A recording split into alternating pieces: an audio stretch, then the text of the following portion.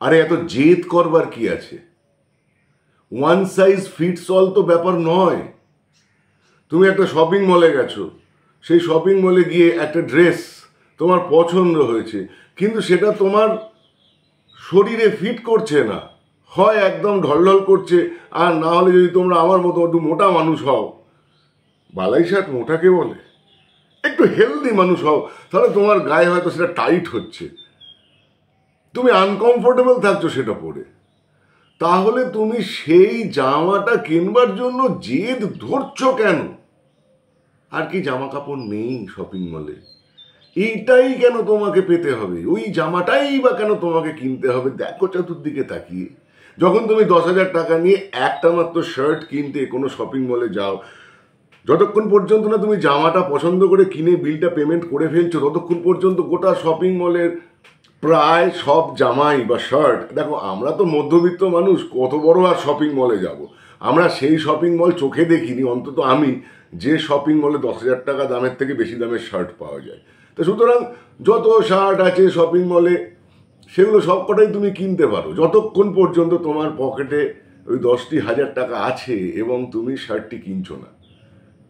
এবার সেইখানে তুমি কি ধরনের শার্ট কিনবে সেটা তোমার ব্যাপার, কিন্তু একবার তুমি শার্টটা কিনে ফেললে, সেটাকে একবার পরে ফেললে, কোনো অনুষ্ঠানে চলে গেলে, বিয়ে বাড়িতে, সেখানে হয়তো রসগোল্লার রস পড়ে গেল ওই শার্টটাতে, তারপর তোমার ওই শার্টটা যত অপছন্দই হোক না কেন, শপিং মলে গিয়ে সেইটা ফেরত দিয়ে তোমাকে আরেকটা জামা নিয়ে আসতে দেবে না বন্ধুরা? ভাবো, আমি তোমাদের মন খারাপের মেকানিক ডক্টর পিবি। যারা এই চ্যানেলে নতুন, চ্যানেলটা সাবস্ক্রাইব করো। হ্যাঁ, যা বলছিলাম, তুমি সেই জামাটা নিয়ে গিয়ে যদি তুমি শপিং মলে যাও, গিয়ে বলো যে দাদা এই জামাটা আমি নিয়ে গেছিলাম, খুব পছন্দ ছিল, বাড়িতে গিয়ে পরে একটা নেমন্তন্ন বাড়ি ঘুরেও এসেছি এবং সেখানে একটু রসগোল্লার রস বা মাংসের ঝোল জামাটা একটু লেগেও গেছে, যে কারণে এই জামাটা আমার আর পছন্দ হচ্ছে না, আপনি প্লিজ এটাকে নিয়ে নিন এবং এটার জায়গায় আমাকে একটা ব্র্যান্ড নিউ নতুন শার্ট দিয়ে দিন, আমি পছন্দ করি, তাহলে তোমায় পাগল বলবে। সম্পর্কগুলো তাই, সব সম্পর্ক সব সময় খুব মসৃণ হবে তা হয় না। যেমন একটা জামা কাচাকুচি হয়ে গেল, তারপর সেটা শুকোলে তারপরে সেটাকে ইস্ত্রি করতে হয়, মেনটেন করতে হয়। সম্পর্ককেও তাই, সম্পর্ককেও মাঝে মাঝে একটু যত্ন করতে হয়। সম্পর্কের মধ্যেও অনেক ভাঁজ পড়ে যায়, দাগ পড়ে যায়, কখনো ছিঁড়ে যায়, সেগুলোকে রিফু করতে হয়। দাগ লেগে গেলে সেই দাগগুলো ধুয়ে তুলে ফেলতে হয়। কুচকে গেলে, দলা পাকিয়ে গেলে তাদের আবার টান টান করে মেলে সুন্দর করে ইস্ত্রি করে তার উপর সুগন্ধি আতর ছড়াতে হয়। কিন্তু সেগুলো না একা করলেই হয় না। সম্পর্ক একটা টু ওয়ে কমিউনিকেশন, একটা টু ওয়ে প্রসেস। দিবে আর নিবে, মিলাবে মিলিবে, যাবে না ফিরে, এই ভারতের মহামানবের সাগর তীরে। তুমি একা 1000 চেষ্টা করো, কিচ্ছু হবে না। এক হাতে তালি বাজতে পারে, কিন্তু একার জোরে একটা সম্পর্ককে বেশি দিন টেনে নেওয়া যায় না। কিন্তু তাও তুমি চেষ্টা করবে। সবসময় তোমার তো এই প্রশ্ন করার কোনো প্রয়োজন নেই, ও কেন এরম করছে না, ও কেন এটা করলো, ইত্যাদি ইত্যাদি। তার থেকে মান্নাদের মতো প্রশ্ন করো, ও কেন এত সুন্দরী হলো?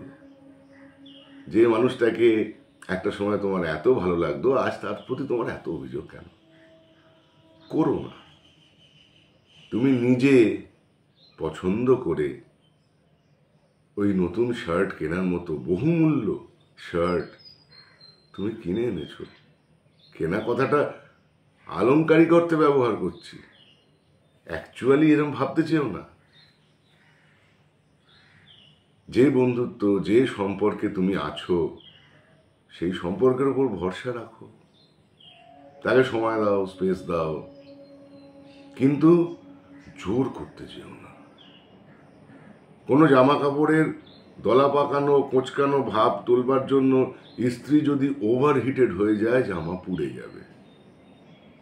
যদি তুমি অত্যন্ত কড়া ডিটারজেন্ট দিয়ে তোমার ওই বহুমূল্য শার্টে লেগে থাকা মাংসের ঝোলকে ধুতে যাও, জামাটার রং উঠে যাবে।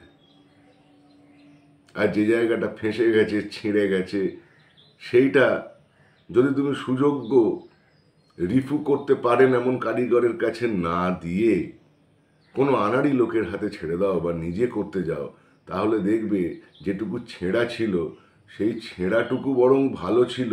সেইটাকে অপটু হাতে সেলাই করতে গিয়ে গোটা জামার সৌন্দর্যের মধ্যে ওই ছেঁড়া অংশটুকুর ওপরে বড় বড় ফোঁড়ের সেলাই, সেটা যেন দগদগে ঘায়ের মতো হয়ে গেল, উল্টে হাইলাইটেড হয়ে যাবে।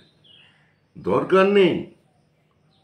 নিজেকে একটু সময় দাও, একটু অ্যালাও করো।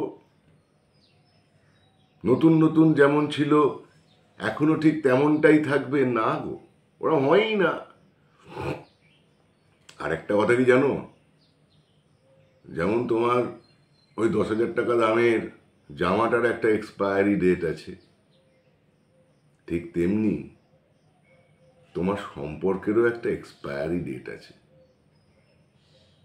ডেট এক্সপায়ার করে গেলে যেমন ওষুধ খেতে নেই, ওষুধ বিষ হয়ে যায়, সম্পর্কেরও যদি ডেট এক্সপায়ার হয়ে যায় তাহলে সেই সম্পর্কটাকে আর বেশি টেনে নিয়ে বেড়াবার জেদ করতে নেই, ওটা বোঝা হয়ে যায়। কাজেই যদি কেউ যেতে চায় যেতে দাও, হাসি মুখে তার জীবনের প্রতি পূর্ণ সহানুভূতি, শুভেচ্ছা, ভালোবাসা জানিয়ে তাকে যেতে দাও। যদি তোমায় বলে যায় যে আমি আসছি, তুমি বলো ভালো থাকিস বন্ধু, আমি আছি, আমি থাকবো তোর জন্য, যেমন আমি থাকবো তোমাদের জন্য, তোমাদের মন খারাপের মেকানিক ডক্টর পিবি। দেখা হবে পরের ভিডিওয়। বাই।